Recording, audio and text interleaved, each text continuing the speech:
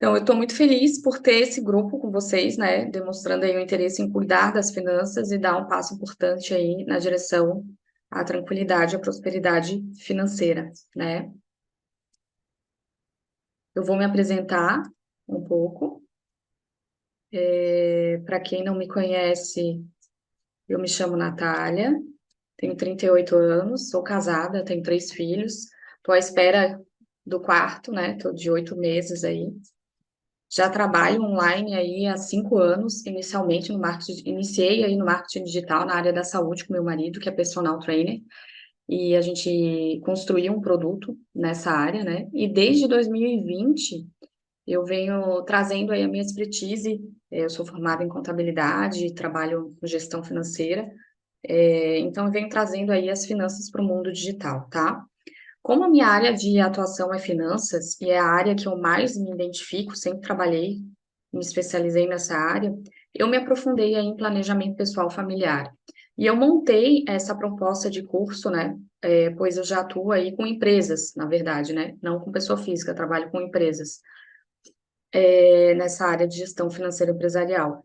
E como eu tenho esse grupo de transbordo desde 2020, desde 2020 que eu fiz esse grupo, né, auxiliando o jogo da vida lá, a gente tem mais de 200 e poucas pessoas no grupo VIP e mais de 700 pessoas no grupo de transbordo mesmo, né? Então a gente orienta os participantes a como se manter motivado aí, continuando no jogo da vida, administrando a rotina, saindo da procrastinação e melhorando os hábitos. Então, a gente viu que a maior necessidade desses participantes, né, estudando essas 12 áreas, é a parte financeira, é a parte que mais tem um calcanhar de Aquiles aí.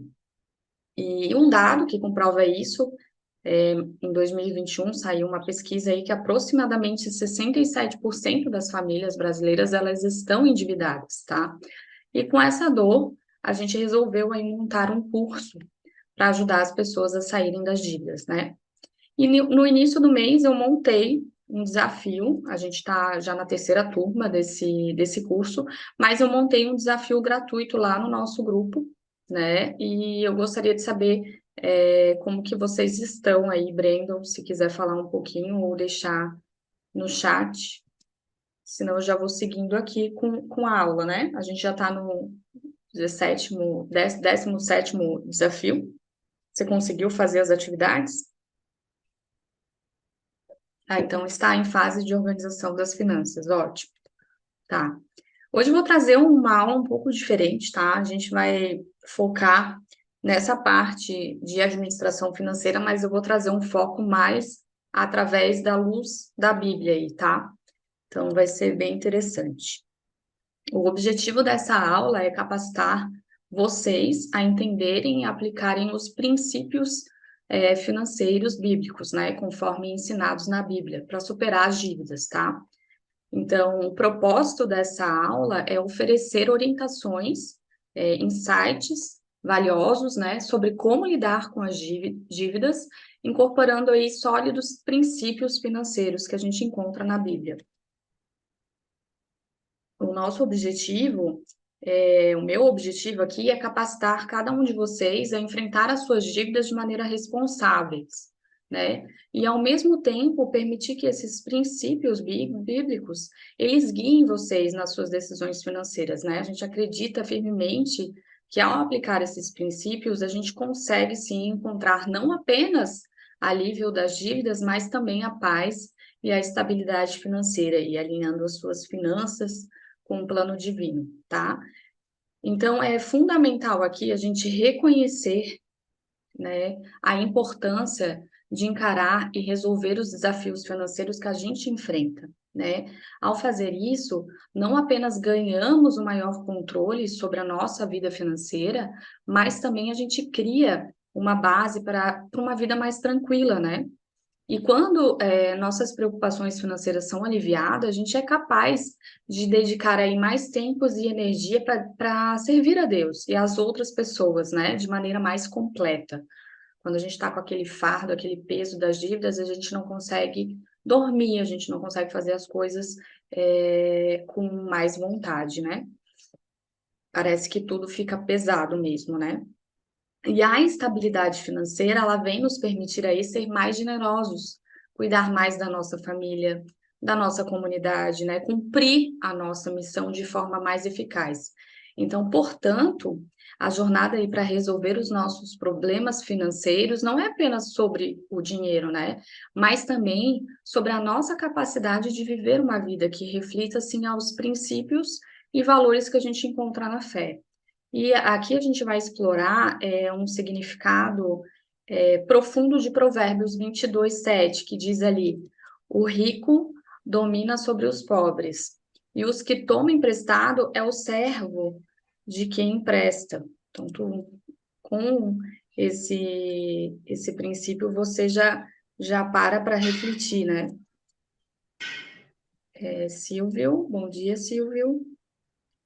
Deixa eu só mutar. Quem for para a gente ficar mais limpo o som aqui, que já começou a nossa aula, seja bem-vindo. Eu quero só colocar uma imagem desse, desse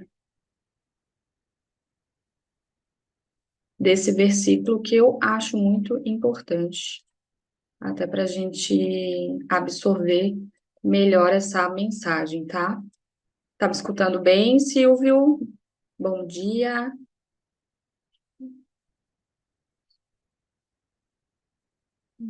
Isso aqui.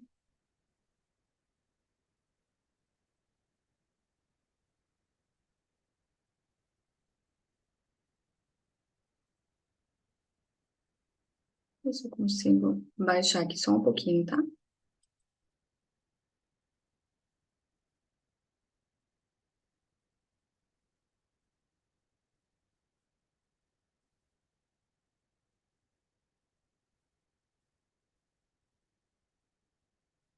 Sim, áudio bom. Seja bem-vindo. Só vou colocar uma imagem, mas estou apanhando aqui, só um pouquinho. Ok,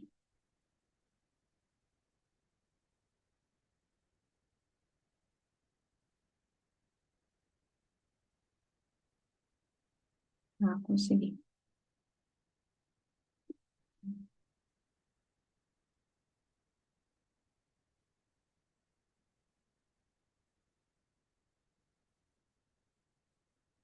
Vocês estão vendo essa imagem? O rico domina sobre os pobres e o que toma emprestado é o servo de quem empresta.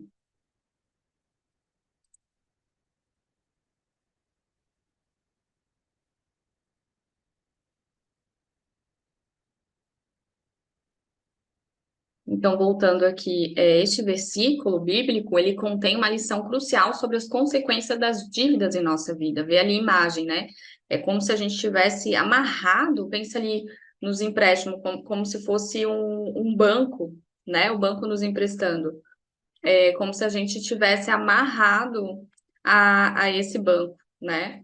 Então, primeiramente, ele vem nos lembrar aí que a riqueza não é apenas uma questão de possuir bens materiais, mas também está relacionada à nossa liberdade financeira e à capacidade de tomar decisão,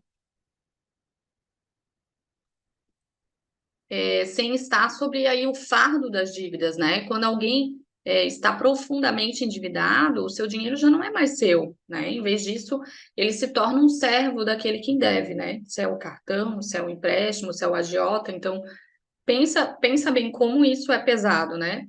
Então, imagine aí por um momento a situação de alguém sobrecarregado por essas dívidas, né? Cada salário que você recebe é destinado para pagar os juros pendentes dessa dívida, né? Deixando um pouco aí, ou às vezes nenhum espaço para você investir aí nas suas necessidades, né? E se torna aí dependente de emprestadores, de credores, aí tornando de fato servos de sua própria dívida, né? Além disso, esse versículo ele vem nos advertir aí sobre a armadilha das dívidas de consumo, né? E do consumismo, que tanto a internet vem trazendo essas informações para que a gente consuma, né? E muitas vezes as pessoas elas recorrem a empréstimo para adquirir bem que talvez elas nem precisem imediatamente, né? E isso pode levar a um ciclo interminável de dívidas, né? Onde estão constantemente pagando por coisas que já perderam seu valor. Portanto, aí o Provérbios 22:7, ele vem nos ensinar a importância da responsabilidade financeira e do cuidado ao assumir essas dívidas. Então, a gente deve, sim, considerar como nossas escolhas financeiras afetam a nossa liberdade e autonomia de escolha. E ao aplicar princípios financeiros tão sábios, né, tão antigos, a gente pode evitar de nos tornar servos aí de quem nos empresta esse valor, né? Em vez disso, a gente consegue desfrutar aí de uma vida financeira mais equilibrada e abençoada. Vamos agora explorar um conceito, um conceito aí fundamental da mordomia cristã e como ele se relaciona com o princípio de que tudo pertence a Deus.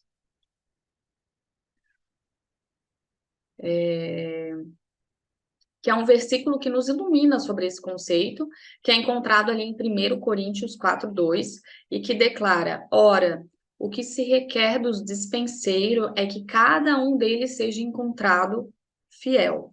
O que é despenseiro? Né? O que é essa palavra despenseiro? Despenseiro nada mais é que a pessoa encarregada da dispensa, né? O cristão como administrador dos seus dons, o obreiro como responsável para cuidar das coisas de Deus. E nós todos somos dispenseiros do Senhor, administradores das riquezas de Deus, né? Então, olha como isso é forte se a gente for parar para analisar nesse versículo, né? E a mordomia cristã é a compreensão de que todos os recursos e bens materiais que a gente tem não são nossos, eles realmente eles pertencem a Deus. E nós somos meros administradores, né? Ou despenseiros, ali, como diz o versículo, desses recursos. E esse entendimento, gente, ele nos leva a adotar aí uma atitude de responsabilidade, de cuidado em relação a algo que o Deus nos confiou. E quando a gente aplica a mordomia cristã às nossas finanças, a gente reconhece que os nossos ganhos, essas propriedades, né, e recursos são dons de Deus, em vez de gastá-los impulsivamente ao acumular dívidas irresponsáveis, a gente busca a ser fiéis, né, a ser bons administradores desse recurso. Isso significa gerenciar o nosso dinheiro de acordo com os princípios que Deus nos ensina ali na Bíblia, né? Como um orçamento prudente, a economia, a generosidade, que a gente vai ver cada conceito aí daqui a pouco. E a passagem de 1 Coríntios 4:2, ela vem nos recordar que a fidelidade é um atributo essencial para um dispenseiro, para um bom administrador cristão. Vou tirar um pouco essa palavra. Ela significa que nós fomos chamados a ser diligentes e responsáveis na administração que Deus nos confiou, seja muito ou pouco, né? A fidelidade, ela inclui aí não apenas na gestão sábia dos nossos recursos, mas também na adesão dos princípios éticos e morais em todas as nossas transações financeiras. Então, como cristão, gente, a gente deve entender que tudo que temos é um empréstimo de Deus. E a nossa responsabilidade é administrar esses recursos de maneira que honre a ele e beneficie o próximo, tá? Então, a mordomia cristã, ela vem nos lembrar que a nossa riqueza real é estar em viver de acordo com os valores do reino de Deus e em ser fiéis ao nosso papel como administradores de seus dons, tá? A mordomia cristã, ela é um princípio fundamental aí que vem nos guiar a administrar os nossos recursos, que Deus nos deu, né, de maneira sábia e responsável. E essa perspectiva, gente, ela vem nos lembrar que a nossa responsabilidade como administradores dos bens de Deus, e essa responsabilidade se estende a todas as áreas da nossa vida, incluindo as finanças que a gente está falando agora. E o cerne, né, o centro ali da mordomia cristã é o reconhecimento de que Deus é proprietário de tudo. E ele nos confiou a administração desses recursos durante a nossa jornada aqui na Terra, né? E, portanto, a gente tem sim a responsabilidade de cuidar desses recursos com sabedoria e responsável. Eu vou trazer alguns conceitos aqui para vocês conseguirem pensar como praticar essa mordomia, né? Então, a nossa fé, ela vem nos incentivar a ser bons administradores financeiros, tá? Que envolve o quê? Orçamento sábio. Então, assim, gente, eu estudei muito sobre finanças pessoal, li vários livros, e a maioria, os princípios básicos, só que colocados de forma diferente, vem trazer esses conceitos que eu trouxe hoje para vocês, tá? Então, primeiramente, orçamento sábio. É, a gente tem que planejar cuidadosamente as nossas finanças.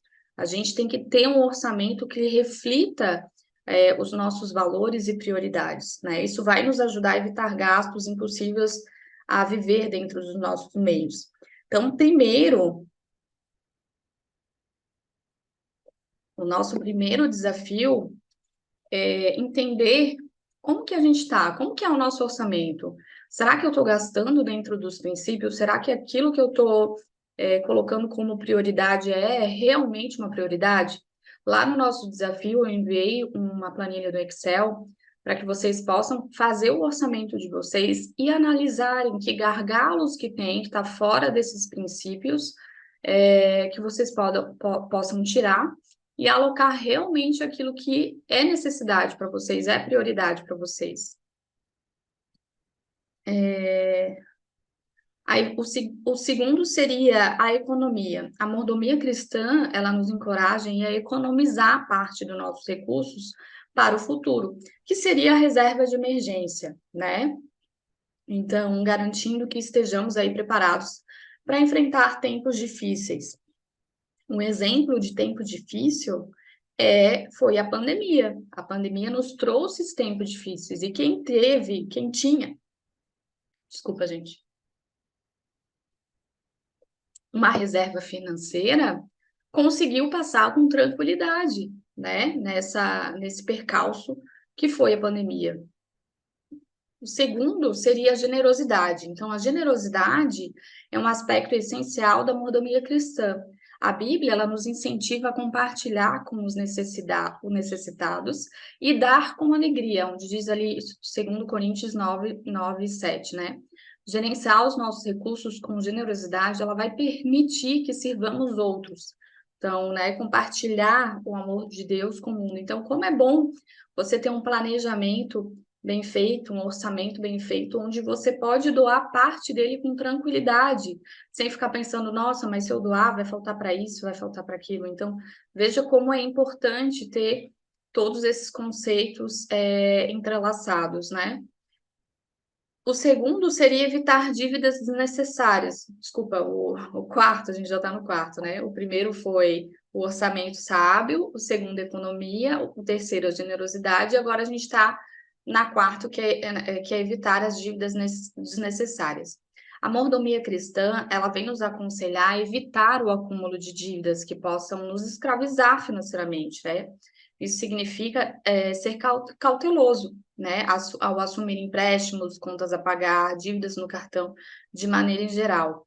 E o quinto seria investimento em valores eternos, tá? Reconhecendo que as riquezas terrenas são passageiras. A mordomia cristã, ela vem aí nos incentivar a investir em valores eternos, como o crescimento espiritual, o serviço ao próximo, né? Em resumo, a mordomia cristã, ela não se trata apenas de administrar o dinheiro, é um estilo de vida que reflete aí a nossa fé, o nosso compromisso com Deus. E ao gerenciar os nossos recursos com sabedoria e responsabilidade, a gente está honrando a Deus, né? Encontrando paz e equilíbrio em nossa vida financeira. É um princípio também, né?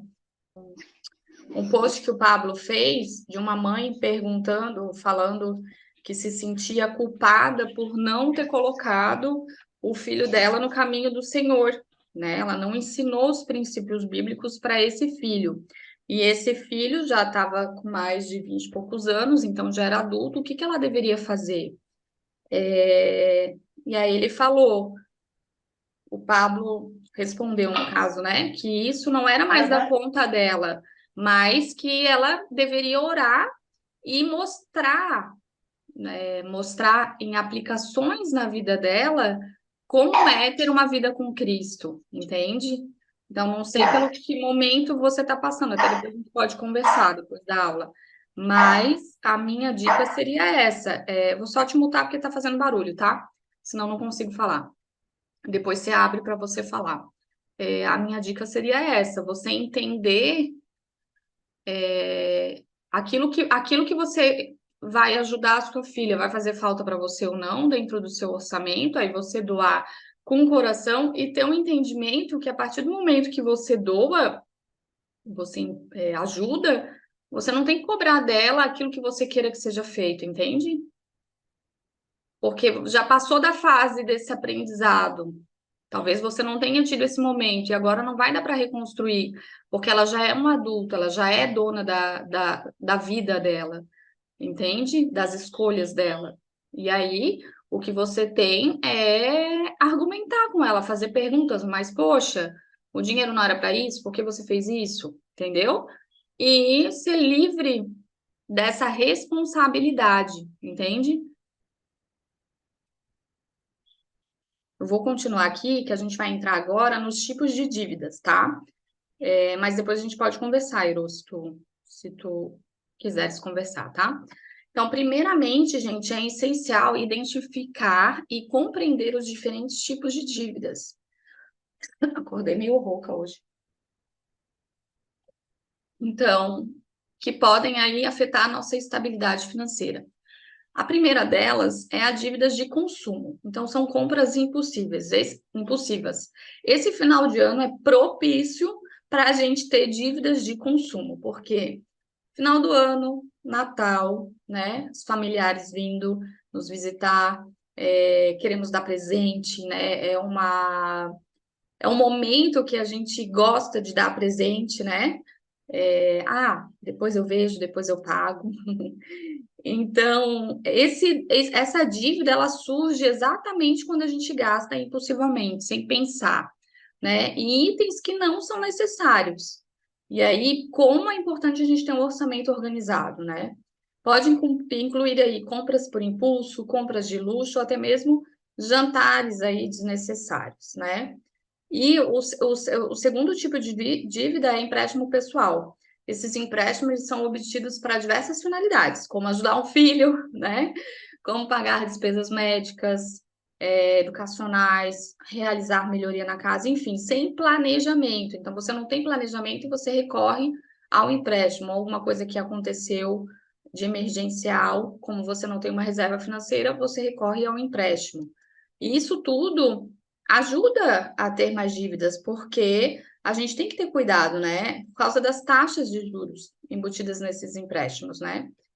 E as dívidas de cartão de crédito. A Black Friday tá aí, várias promoções, né? E nos impulsiona aí. Na verdade, a gente recebe muita informação na internet de consumo, e quem tem cartão de crédito não sabe usar, não tem um orçamento, acaba caindo nas dívidas, tá? E acaba contraindo dívidas de cartão de crédito, pagando o mínimo. Cartão de crédito tem alta taxa de juros, né? E pode fazer com que essa dívida aí cresça rapidamente. Isso cria aí um ciclo muito perigoso, tá? Vamos destacar aqui o perigo de cada tipo de dívida, tá? As dívidas de consumo, ela podem levar ao desperdício de recursos preciosos, que não são itens essenciais, né? O empréstimo pessoais, elas podem resultar aí em pagamentos mensais muito altos, que podem se acumular rapidamente. Às vezes você contrai um empréstimo que acaba pegando uma parte grande do seu recurso, né? E as dívidas de cartão de crédito aí, devido às altas taxas de juros, e é alta mesmo, gente, se tu paga o mínimo, né, é uma armadilha aí financeira, né, deixando os devedores em um ciclo aí de pagamento mínimo que dificulta a quitação da dívida principal. Depois eu vou trazer um exemplo sobre essa questão do cartão de crédito, tá? Além disso, todas essas dívidas, elas podem ter um impacto negativo em nossa saúde financeira. E elas podem causar estresse, ansiedade, afetar a nossa qualidade de vida. A falta de pagamento, gente, ela pode prejudicar nossa pontuação de crédito também no score, né? E dificultar aí a obtenção de crédito futuro, e com taxas melhores, né? Às vezes você quer financiar uma casa, acaba não conseguindo por conta dessas dívidas, né? Então, portanto, até abrir uma empresa, isso prejudica, né? Se tu tem um score baixo, acaba prejudicando.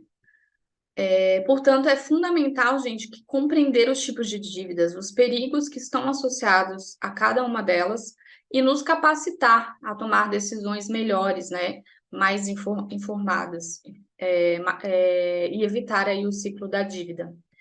A gente tem 10 minutos de aula, acredito que vai aí mais uns 20 minutos. Se cair, a gente volta no mesmo link, tá? Eu mando lá no grupo. Então, vamos falar um pouco do ciclo das dívidas, que é um ciclo vicioso. Então, para entender aí o ciclo das dívidas e como ele pode se transformar em uma armadilha financeira, a gente vai considerar um exemplo simples, tá? Imagine uma pessoa, vou trazer um exemplo aqui, tá? Imagine uma pessoa aí chamada Ana. Ela possui aí um cartão de crédito com uma dívida aí de R$ 1.000, uma taxa de juros anual de 20%, e ela faz o pagamento mínimo, aí que é o valor exigido pelo banco do cartão é R$ 50, ou 5% do saldo ali, geralmente, né? Quando for maior. No início, a Ana ela vem pagando aí o mínimo, todo mês, ela paga R$ 50. A dívida dela é R$ 1.000 e ela paga R$ 50, tá? Parece uma escolha razoável, né? Pois ela está cumprindo ali com as obrigações de pagar o mínimo, certo? No entanto, aqui que está o perigo, gente. É aqui que começa o ciclo das dívidas a se desdobrar aí. A taxa de juros mensal é de 20% sobre o saldo não pago. Então, se ela deve 1.000, pagou 50, ficou 950, o saldo original. Só que vai ter 20% sobre o valor. Então, portanto, após o pagamento mínimo, o seu saldo restante é 1.140, porque teve 190 aí de juros. Então, agora a sua dívida já não é mais 1.000, é 1.140. E ela pagou os 50 ainda, entendeu? Então, consequentemente, o ciclo vai continuar. Então, no outro mês, a Ana faz outro pagamento mínimo de 50, né? Mas a taxa de juros mensal aumenta. O saldo pago agora é de 1.140 mais 190, 1.330. Então, a dívida da Ana vai aumentando. Mesmo que ela esteja fazendo ali seus pagamentos mínimos, o saldo não paga, ele vai continuar crescendo e gerando cada vez mais juros, tá? Essa é a essência do ciclo das dívidas. Os pagamentos mínimos, muitas vezes fixados em valores relativamente baixos pelos emissores de cartões de créditos, não são suficientes para cobrir os juros acumulados dessa dívida, né? E com o resultado, a dívida vai crescendo exponencialmente e se torna aí uma armadilha muito difícil de se escapar. E se a Ana continuar fazendo apenas os pagamentos mínimos, ela verá o seu saldo crescer a cada mês. E vai levar muito tempo, gente, para quitar essa dívida de R$ 1.000, né? Isso ilustra como as dívidas podem se acumular rapidamente e se tornar em um ciclo vicioso que prejudica a nossa liberdade financeira, né? E para evitar esse ciclo, é muito importante pagar mais do que o mínimo, sempre que possível. Na verdade, não deveria nem pagar o mínimo, deveria pagar o total, mas se você está nessa condição, é interessante avaliar, né? Como é que a gente consegue reduzir essa dívida principal, fazer um plano, um planejamento de pagamento dessas dívidas e evitar dívidas de alto custo, né? As primeiras dívidas que a gente paga quando está com dívida são as dívidas com maiores juros, né?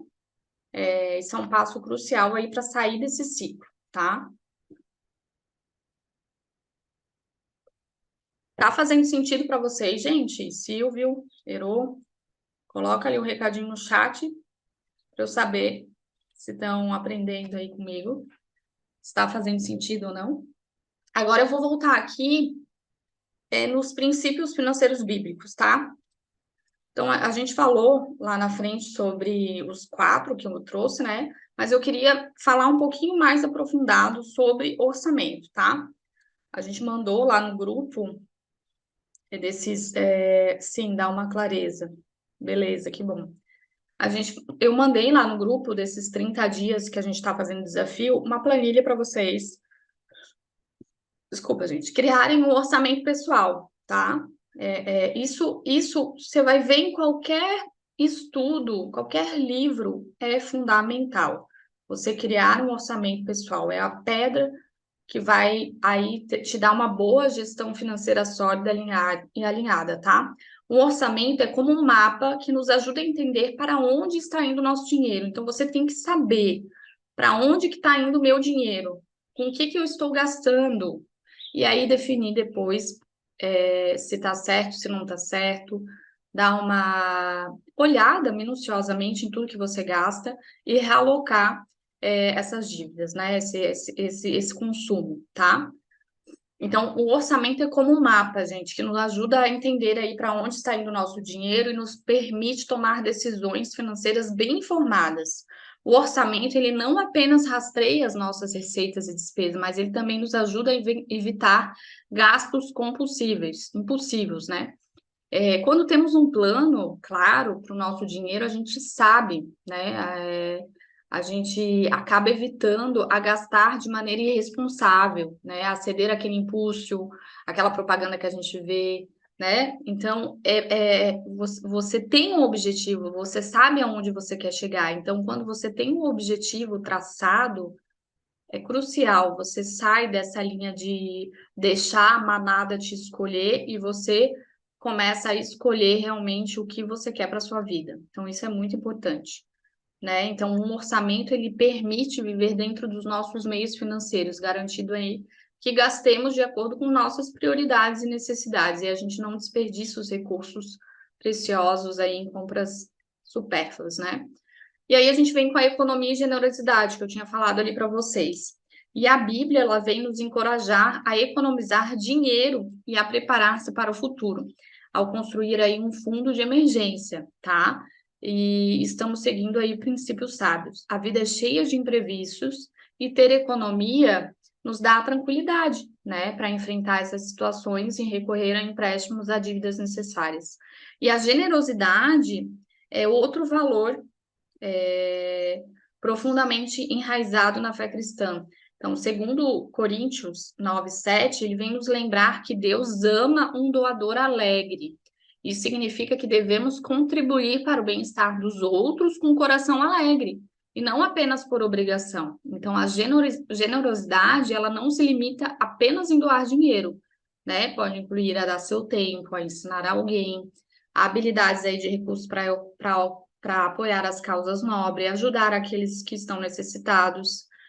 É uma maneira de viver as nossas vidas de acordo com os ensinamentos de Cristo, né? E aí, outro conceito que vem é aquilo que eu estava falando antes, que é evitar as dívidas, né? Então, a Bíblia ela vem nos aconselhar a evitar as dívidas sempre que possível. Isso não significa que todas as dívidas sejam intrinsecamente ruins, né? Mas que a gente deve ter cuidado ao assumir essas dívidas, né? Garantir que elas estejam alinhadas com as nossas necessidades e objetivos financeiros. Então, para evitar as dívidas, é crucial aderir a um orçamento bem planejado, que nos ajude a viver dentro dos nossos meios, daquilo que eu recebo. E, além disso, a paciência, né? Que desempenha aí um papel muito importante nas nossas decisões financeiras. Praticar e esperar, avaliar cuidadosamente, né? Se as nossas compras nos ajuda a evitar a comprar impulsivamente, né?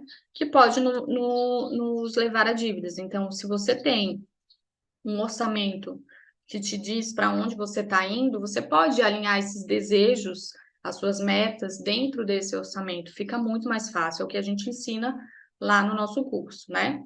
A estratégia para superar as dívidas, então. Alguma pergunta, gente? Estou falando muito rápido. A gente vai trazer agora estratégias para vocês eliminarem as dívidas. Eu gostaria de saber se vocês têm dívidas. Silvio,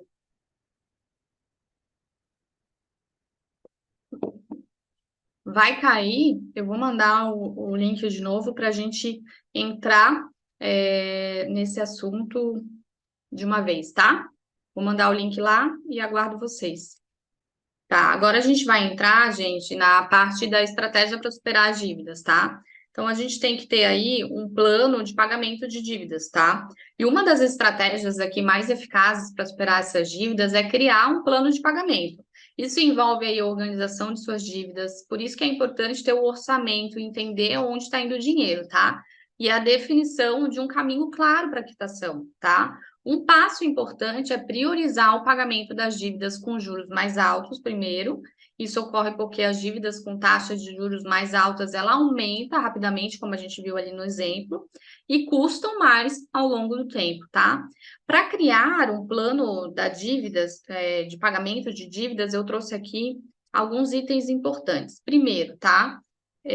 Liste suas dívidas. Então, começa listando todas as suas dívidas, incluindo o saldo atual, a taxa de juros, o pagamento mínimo. Então, faz toda a lista aí das suas dívidas e priorize essas dívidas. Organize as suas dívidas em ordem decrescente de taxa de juros. As dívidas com as taxas mais altas devem ser pagas primeiro, tá? Terceiro, aloque recursos extra, tá? Se você tiver recurso, como fazer um recurso adicional, uma renda extra, né? Aloque para pagar uma parte dela, pagar essa dívida e outra parte, uma reserva, tá, gente? Sempre trabalhando assim. Renda extra, ela não tem que estar dentro do teu orçamento. Você vai ter o seu orçamento, isso a gente explica bem detalhado no curso, tá? Você vai definir o seu orçamento conforme o seu valor que você ganha, tá? Dentro do orçamento. Ele não vai poder passar daquele valor. Feito isso, você vai ter as dívidas para pagar. Então, você vai listar todas as suas dívidas. Desse valor do orçamento, você vai destinar um pouco para essas dívidas. Talvez não seja muito que você consiga destinar para conseguir equilibrar o seu orçamento com as suas despesas essenciais, tá? Por isso que vem essa renda extra. Essa renda extra, ela serve para você pagar um pouco das dívidas e guardar, porque senão tu não vai sair dessa corrida nos ratos. Você tem que ter uma reserva financeira, tá? Depois disso, mantenha pagamentos mínimos em outras dívidas. Então, você já estipulou suas dívidas, já priorizou o que deve pagar primeiro, já destinou um pouco dessa sua renda extra para pagamento dessa dívida, só que tem aquelas outras dívidas que você não conseguiu realocar. Então, você tem que definir ali pelo menos um valor mínimo para pagamento para evitar atrasos, né? Ou penalidades, entrar no SPC. Daí vai depender de como que está a sua dívida, tá? Que daí a gente pode entrar até num outro critério que seria uma mentoria individual, tá? Então, depois disso, feito isso, então a gente tem o primeiro passo, liste as suas dívidas. Segundo passo, priorize as dívidas, organize suas dívidas de ordem das taxas de juros. As mais altas devem ser pagas primeiro. Depois, terceiro passo, aloque os recursos extras. Então, renda extra, vá atrás de renda extra para você pagar essas dívidas e também ter um fundo de reserva de emergência, tá? E mantenha pagamento mínimos de outras dívidas, tá? E por último, acompanhar o seu progresso. Monitore, gente, seu progresso, né, regularmente. À medida que você vai pagando as dívidas prioritárias, à medida que uma dívida é paga, direcione o próximo recurso para outra dívida, até você acabar com todas, tá? Uma segunda sugestão é vida simples. Uma vida simples é uma abordagem eficaz aí para direcionar os recursos adicionais para o pagamento das dívidas, tá? Simplificar o seu estilo de vida. Por isso que eu digo que é muito importante ter um orçamento, porque nesse orçamento você vai entender aonde você estava gastando o seu dinheiro, o que você precisa tirar e planejar essa vida simples, né? Eliminação de gastos supérfluos, a concentração em necessidades essenciais agora, né? Não tem que ter mais gastos que não são necessários, você tem que eliminar tudo que não é necessário, tá? E aqui eu vou te trazer algumas maneiras de simplificar essa sua vida aí financeira. Orçamento detalhado. Então, analise o seu orçamento, identifique todas as áreas aonde você pode cortar despesas que não são essenciais, como refeições em restaurantes, compras impulsivas, assinaturas que você nem utiliza mais e nem sabia que tinha, anuidade do cartão. Então, tem muita coisa que dá para cortar nesse momento, tá? Principalmente para quem está endividado. Priorize necessidades. Então, certifique-se de que suas necessidades básicas, tá? como moradia, alimentação, cuidados de saúde, sejam sendo atendidas antes de gastar com itens que não precisa, tá? Elimine dívidas supérfluas. Considere eliminar dívidas supérfluas, como dívidas de cartão de crédito de compras que não são essenciais, para você direcionar esses recursos para outras dívidas que são prioritárias, para você sair desse ciclo, tá? Estabeleça metas de economia. Defina aí metas de economia realista, tá? E aloque parte da sua renda para construir um fundo de emergência, como eu falei lá, e alcançar os seus objetivos financeiros, tá? A longo prazo. E evite, por último, evite o consumismo. Pratique a paciência ao fazer compras e evite compras impulsivas. Pergunte-se sempre se o item é realmente necessário antes de comprar, tá? Então, a simplificação aqui do estilo de vida não apenas libera recursos aí para o pagamento de dívidas, mas também ela promove uma vida mais consciente e equilibrada, porque daí, quando você estabelece um padrão de estilo de vida simples, né, e você consegue entrar nesse padrão, o resto vai fluindo, né? E isso está alinhado com os princípios bíblicos de gerenciamento responsável dos recursos que Deus nos confiou. Eu vou trazer um exemplo aqui de um caso que eu testemunhei, tá? Aplicando isso tudo que a gente conversou.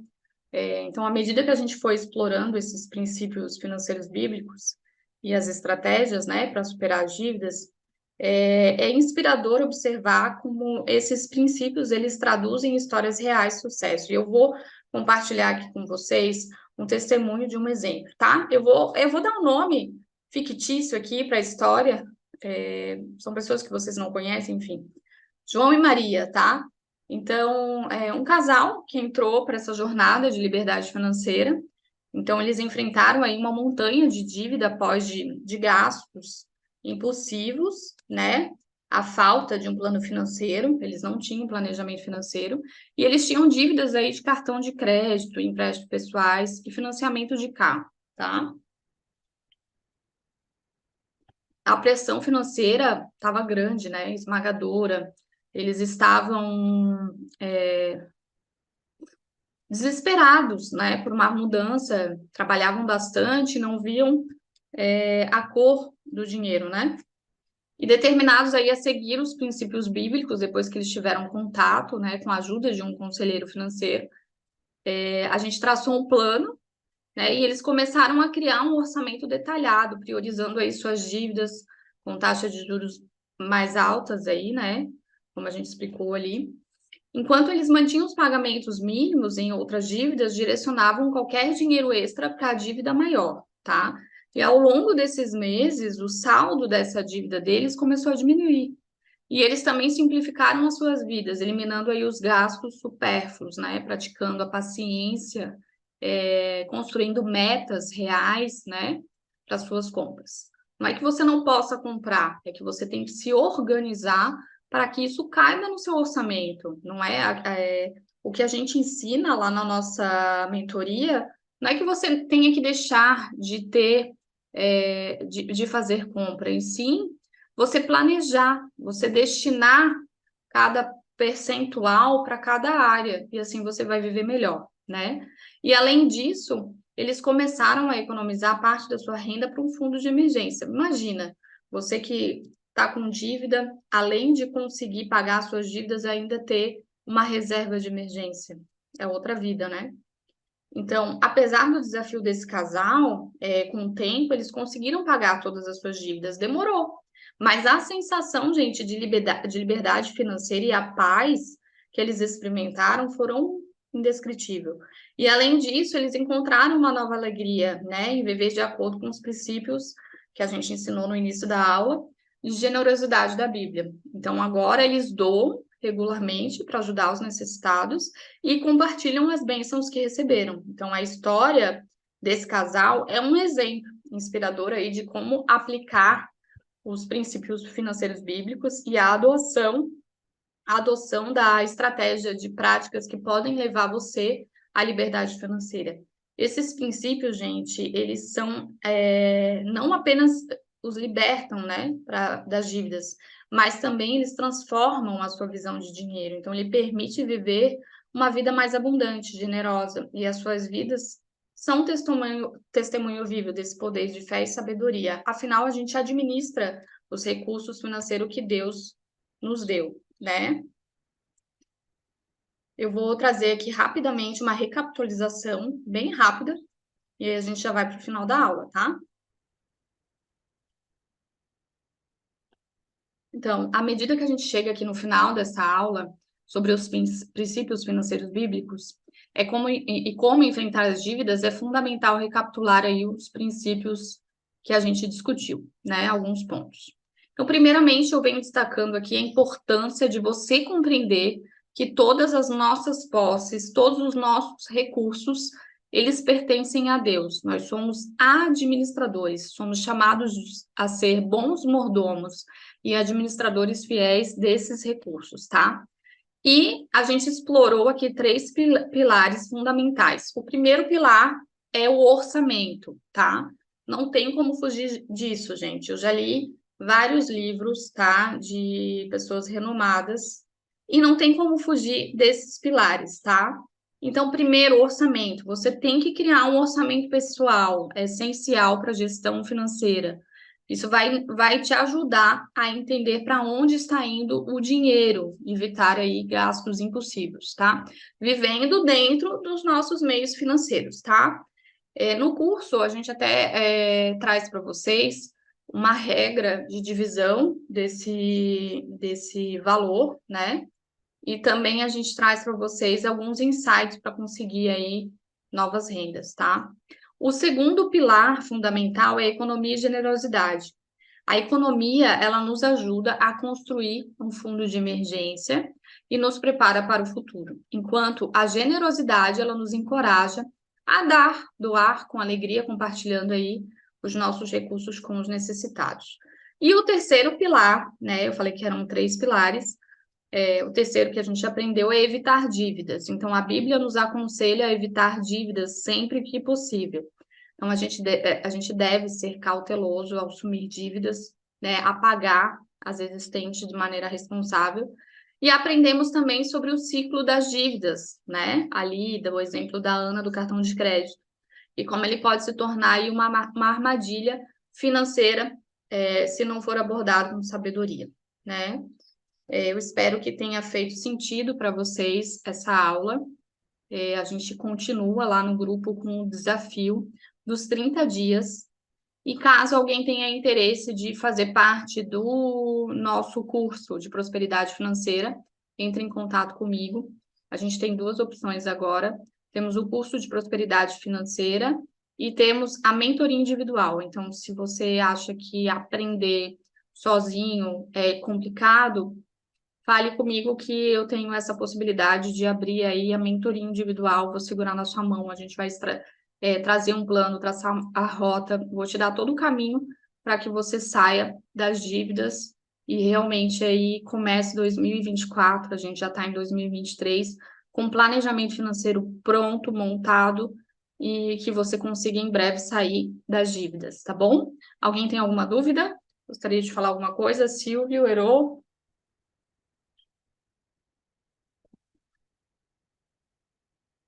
Estão quietinhos? Então, gostaria de agradecer a presença de todos.